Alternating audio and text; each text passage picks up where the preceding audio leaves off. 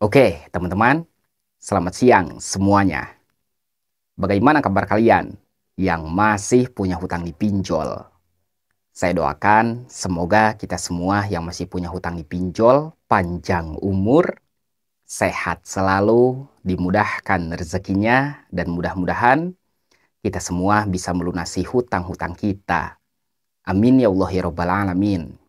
Oke, teman-teman, ada 5 aturan hukum yang mengatur tentang galbay pinjol. Nah, 5 aturan hukum ini bisa membuat diri Anda semakin tenang. Ya, jadi buat kalian yang galbay di pinjol atau belum sanggup untuk membayar utang pinjol, tenang. Jangan panik, jangan pusing, jangan stres, jangan takut. Ya, karena nasabah yang belum sanggup untuk membayar hutang itu dilindungi oleh undang-undang. Oke? Jalani hidup seperti biasa, fokus usaha, ibadah, dan berdoa. Itu lebih penting untuk hidup Anda daripada harus memikirkan pinjol. Ya. Oke, kita bahas 5 aturan hukum yang mengatur tentang galbay pinjol. Yang pertama, debitur yang tidak membayar utang pinjol tidak bisa dipenjara sesuai dengan pasal 19 ayat 2 Undang-Undang Nomor 39 Tahun 1999 tentang Hak Asasi Manusia. Nah, jika ada orang yang tidak sanggup membayar hutang, dia tidak bisa dipidana penjara. Oke? Sebanyak apapun hutang kalian dipinjol, mau 1 juta, 5 juta, 10 juta, bahkan sampai ratusan juta hutang Anda dipinjol, Anda tidak bisa dipidana penjara. Oke? Di sini sudah diatur di dalam pasal 19 ayat 2 Undang-Undang Nomor 39 Tahun 1999 tentang Hak Asasi Manusia. Oke, kita buka undang-undangnya. Pasal 19 ayat 2 Undang-Undang Nomor 39 Tahun 1999 tentang Hak Asasi Manusia menyatakan bahwa tidak seorang pun boleh dipidana penjara karena tidak mampu membayar utang. Nah, jadi kalau ada DC pinjol yang mengancam Anda, meneror Anda melalui jalur hukum, tenang. Ya, jangan takut. Bilang aja, "Oi, jalur hukum yang mana ini?" Tidak seorang pun yang akan masuk penjara gara-gara dia punya banyak hutang ke pinjol. Gak ada, ya. Kalau ada orang yang dipenjara gara-gara hutang, yang ada penjara di Indonesia itu penuh. Dipenuhi oleh para galbay pinjol. No, ya. Dengar baik-baik. Tidak ada orang yang akan dipenjara gara-gara dia punya banyak hutang. Gak ada, ya. Sebanyak apapun hutang Anda dipinjol, kalau Anda sudah tidak sanggup membayar utang pinjol, ya udah. Mending gak usah bayar sekalian. Jangan galih lubang tutup lubang. Oke? Karena nasabah yang sudah tidak sanggup membayar hutang, dia dilindungi oleh undang-undang. Paham? Oke, lanjut yang kedua. Masalah pinjam-meminjam termasuk lingkup hukum perdata. Sehingga tidak bisa dibawa ke ranah pidana. Nah, jadi, masalah hutang, masalah pinjam-meminjam itu hukumnya perdata, bukan pidana. Oke, lanjut yang ketiga. Pinjol wajib melakukan penagihan kepada debitur yang wan prestasi dengan memberikan surat peringatan sesuai jangka waktu dalam perjanjian. Nah, pinjol juga wajib menagih hutang Anda, ya. Jadi, kalau ada pihak pinjol menagih hutang Anda, itu normal. Ya, karena WA kita, telepon kita itu selalu rame setiap hari. Bahkan setiap jam. Nah, itu normal. Oke? Jangan panik. Normal. Karena setiap hutang pasti akan ditagih. Cuman penagihan pinjol itu sekarang berbeda ya. Banyak ancaman dan banyak teroran. Jadi membuat hati dan pikiran kita itu pusing ya. Tapi tenang aja, oke? Tenang. Jika handphone Anda rame, itu normal. Karena Anda punya hutang. Dan setiap hutang pasti akan ada yang menagih. Oke? Normal. Jangan takut. Lanjut. Yang keempat, pinjol tidak diperbolehkan melakukan penagihan secara langsung kepada debitur setelah 90 hari keterlambatan. Sesuai dengan peraturan terbaru OJK nomor 10 tahun 2022.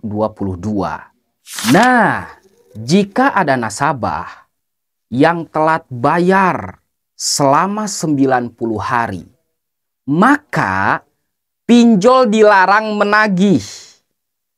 Oke? Siapa nih yang udah galebay selama 3 bulan ya? 90 hari itu 3 bulan. Terus handphone Anda itu tiba-tiba sepi. Nah, karena ini semua sudah diatur oleh OJK. Kalau Anda sudah galebay selama 90 hari atau 3 bulan, maka handphone Anda itu akan sepi. Pasti deh. Sekarang kita galebay nih ya. 1 bulan, 2 bulan handphone kita itu rame. Serius, rame. Tapi setelah Anda sudah galebay selama 3 bulan, dengar baik-baik, handphone Anda akan sepi. Lah bang, kok sepi? Apakah hutang lunas? Tidak ya. Hutang tetap hutang, harus dibayar. Oke? Tapi tenang, tenang ya. Di sini saya hanya memberikan kalian solusi. Kalau kalian sudah galebay selama 90 hari atau 3 bulan, maka pinjol dilarang untuk menagih hutang Anda. Kalau ada pinjol yang mengancam Anda dalam 90 hari, maka dia sudah melanggar aturan dari OJK. Oke? Tenang, jangan panik. Lanjut, yang terakhir, yang kelima. Jika debt collector menyita barang debitur tanpa hak, maka debitur dapat mengajukan gugatan perdata. Nah, jika ada DC pinjol yang datang ke rumah Anda, lalu menyita barang berharga Anda di rumah, maka Anda berhak menggugat hukum perdata. Oke? Dan kalau ada DC pinjol yang menyita barang berharga Anda di rumah, gara-gara Anda tidak sanggup membayar utang pinjol, dia sudah melanggar aturan. Oke? Dengar baik-baik. Pinjol tanpa ada jaminan. Saya ulangi, pinjol tanpa ada jaminan. Betul nggak? Sebanyak apapun hutang Anda itu tidak ada jaminan. Oke? Karena pinjol ini adalah bisnis. Di mana-mana bisnis pasti ada bangkrut dan untung. Betul nggak? Nah, dengar baik-baik, jika ada DC pinjol yang menyita barang berharga Anda di rumah, maka Anda berhak melaporkan ke polisi karena pinjol tidak ada jaminan. Why? Jadi, apalagi yang harus Anda takutkan? Oke? Kalau Anda sudah tidak sanggup membayar utang pinjol, lebih baik Anda nggak usah bayar. Ya, Anda harus menerima 3 resiko. Hanya 3 resiko.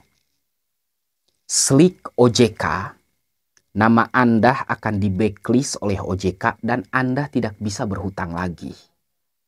Yang kedua, BI checking. BI checking itu hanya untuk menghitung skor kredit Anda. Ya, skor kredit Anda akan menjadi buruk. Dan yang ketiga, menghadapi DC pinjol. Hanya itu saja. Oke? Resiko galbay di pinjol hanya ada 3. Tidak lebih. Oke? Nah, resiko terbesar, resiko terbesar itu cuma ada 1. Apa? Antara malu dan enggak. Oke? Tapi ya sudahlah.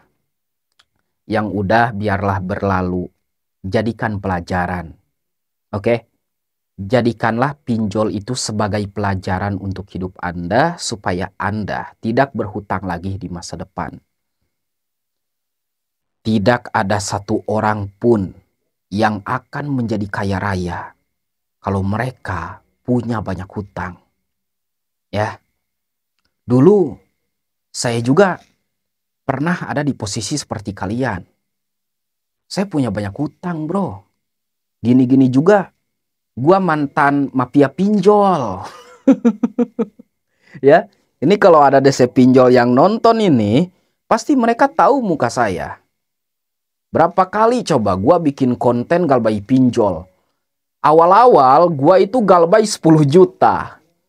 Terus bertambah menjadi 20, bertambah menjadi 50, bertambah menjadi 100. Sampai sekarang hutang gua di pinjol itu masih ada 500 juta ya, masih ada videonya.